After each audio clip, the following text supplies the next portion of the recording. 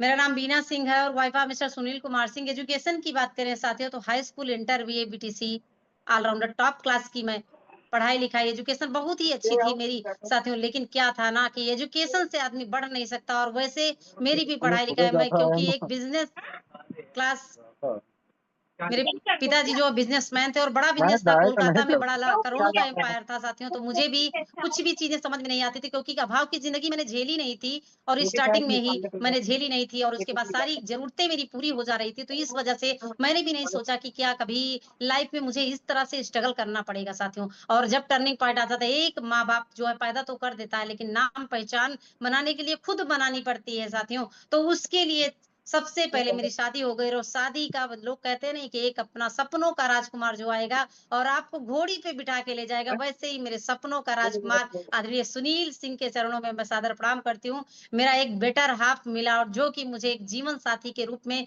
मिला और एक दोस्त, एक अच्छे दोस्त के रूप में मिला और कदम-कदम पर मेरा साथ देते रहते हैं और आप सभी लाइफ़लाइन का मैं तहे दिल से हार्दिक आभार व्यक्त करती हूँ। साथियों, शादी होने के बाद फिर इस तरह से कारवां शुरू हुआ, कभी अभाव की ज़िंदगी नहीं झेली। पापा गवर्नमेंट टीचर थे और उसके बाद नाना जी भी मेरे गवर्नमेंट टीचर थे, तो कभी हर ज़रूरतें मेरी पूरी हो जा रही थी और उसके साथ-साथ फिर अचानक से एक टर्निंग पॉइंट आता है मेरी लाइफ़ में। मेरे पापा जी की यानी कि ससुर जी की डेथ हो जाती है और तभी मुझे क्योंकि पापा भी हमारे गवर्नमेंट टीचर थे, तभी मुझे समझ में आया ये चीज़ें। आरसीएम तो नहीं था मेरी लाइफ़ में लेकिन साथियों तब समझ में आया कि पैसा क्या होता है क्योंकि बाप बड़ा ना भैया सबसे बड़ा रुपया, वही स्थिति मेरे साथ हुई। अभाव नहीं था, सारी चीज़ें कंप्लीट थी, लेकिन एक बाप का साया मेरे पति के सर से उठ गया और पूरी ज़िंदगी जो है हम लोगों की इसी तरह से गुज़रती गई ज़िम्मेदारियों के बीच में और अचानक से फिर एक बार मेरे 3 बच्चे हैं, 2 बेटी और 1 बेटा। बड़ी बिटिया मेरी मेडिकल लाइन में, 2 बच्चे मेरे हैं, दूसरी बेटी मेरी इंटर क्लास में और तीसरा बेटा जो है हमारा तीसरे नंबर का हमारा जो बेटा है,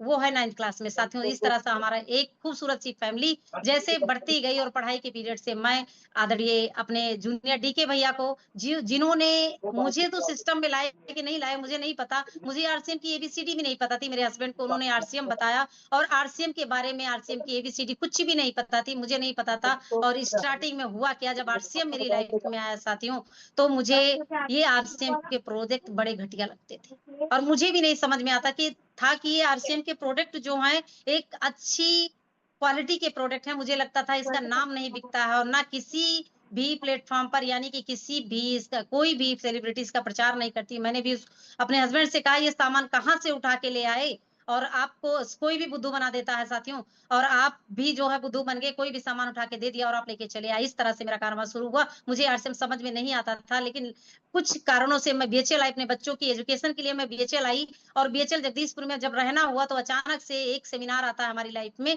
और वो होता है कदम सिंह राठी सर का। उस सेमिनार में जाने के लिए हमारे हस्बैंड फ़ोर्स करते हैं और मैं जाना तो नहीं चाहती, सच बताऊँ क्योंकि मैं बहुत ओवरऑल इंडिया जो है अपने हस्बैंड के साथ 12 ज्योतिर्लिंगों के दर्शन केदारनाथ को छोड़ के सब कर चुकी हूँ, घूमने का कोई शौक नहीं बचा था, बहुत घूमी थी लाइफ में। लेकिन साथियों था ये कि हस्बैंड की बात टाल नहीं सकती थी। उन्होंने ज़बरदस्ती मुझे कहा, "एक बार वीना चल के देख के आओ" कि ये हमारे अवधेश मिश्रा सर आप कई बार कह चुके हैं कि आप चल के देख के आओ। मैं भी गई वहाँ देखने के लिए, सच में वहीं से मेरा दिमाग खुल गया और आरसीएम समझ में तो नहीं आया लेकिन सच में मैं रात भर सो नहीं पाई और मैंने सोचा कि ये 60 साल खुद को 60 साल का बता रहे हैं और पूरे बाल सफेद हैं, दाढ़ी भी सफेद है। मैं अपने मन की मनसा बता रही हूँ साथियों और मैंने कहा इन पूरे दाढ़ी बाल सब सफेद हैं और साढ़े 3 घंटा तक स्टेज पर परफॉर्मेंस कर रहे हैं, कुछ तो इसके सप्लीमेंट में बात है। और साथियों मैं उसके बाद यहाँ पे आई और आदरणीय वीरेंद्र शर्मा सर को इस मंच के माध्यम से प्रणाम करती हूँ क्योंकि आरसीएम का जो सूत्र है ना जो मिरेकल सबसे ज़्यादा करता है मार्केटिंग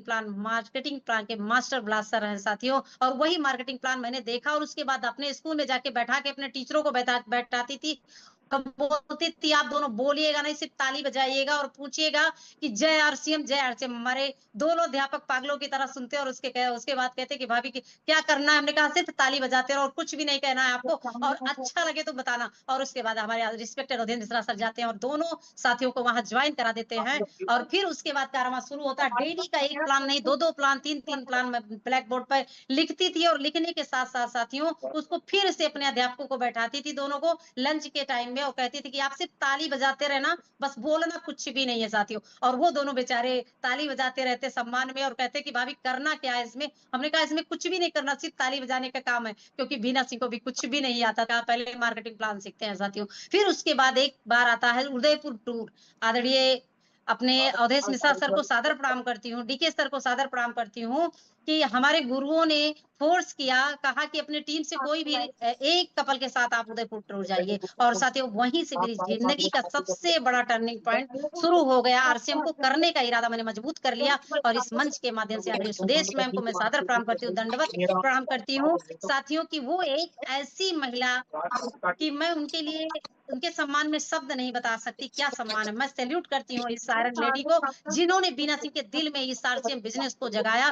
और उसके बाद साथियों वहीं से मैंने एक संकल्प लेके वहाँ से मैं चली और क्योंकि करना बहुत कुछ है, क्योंकि साथियों मेरा सबसे बड़ा शौक था पब्लिक स्पीकिंग का और मुझे मंच बड़ा अच्छा लगता था, माइक बड़ा अच्छा लगता था। शिक्षा विभाग में 23 साल का एक्सपीरियंस रहा मेरा, एज़ ए हेडमास्टर 5 साल मैंने नौकरी की, उसके बाद भी कोई ना सम्मान था, ना कुछ भी नहीं था। सम्मान के साथ-साथ जो भी सम्मान मिलता था साथियों अपने पति के नाम से सम्मान मिलता था, क्योंकि मैं हमारे पतिदेव जो है प्राथमिक शिक्षक संघ के अध्यक्ष थे और उन्होंने कहा कि कहीं भी अगर प्राथमिक शिक्षक संघ की मीटिंग होती थी तो कहते थे सुनील सर की वाइफ मिसेज बीना सिंह। साथियों इस प्लेटफॉर्म में आने के बाद सबसे पहला जो मिरेकल हुआ मेरी लाइफ में, मेरे पति के साथ-साथ बीना सुनील सिंह, आज भी पोर्टल पे लिखा हुआ बीना सुनील सिंह, सच में प्राउड होता है कि बीना सुनील सिंह है तो अपने नाम की पहचान, बाप ने मान-सम्मान दिया, पैदा किया, सब कुछ किया, लेकिन क्या लास्ट में जाते समय साथियों आप नहीं समझ सकते साथियों कि जब एक औरत मर जाती है ना तो उसके नाम से उसकी अर्थी नहीं उठती है। उसके पिता के नाम से, उसके पति के नाम से, उसके बेटे के नाम से अर्थी उठती है।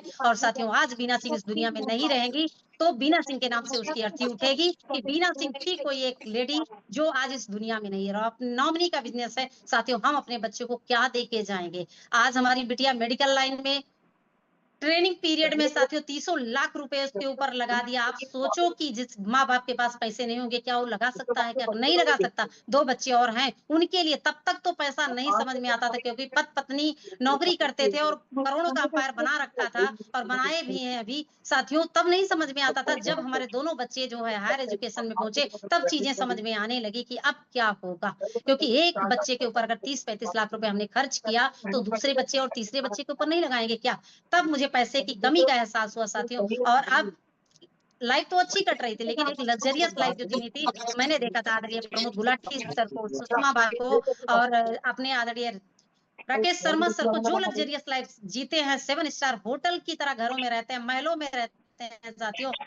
और जब मेरी लाइफ में ये मिरेकल हुआ, के बाद साथियों शुरू हुआ ये मिरेकल होने के बाद साथियों जब मेरी पहली पिन आई स्टार्टर की, बिगिनर तो मेरी आई नहीं थी और उसके बाद फिर सीधे मैं रॉयल्टी गई और रॉयल्टी के बाद साथियों फिर अचानक से एक मोड़ आता है टेक्निकल का और टेक्निकल क्वालीफाई करके जब हाईएस्ट इनकम हमारी आई, हाईएस्ट इनकम 92,810 साथियों जो हमारी गवर्नमेंट की इनकम थी 10,000 से 18,000 की हुई। और साथियों मेरी मंथली इनकम जो अभी पिछले महीने हम सबके खाते में क्रेडिट हुई है 97,000 साथियों। एक बार आप ताली बजा सकते हो और उसके लिए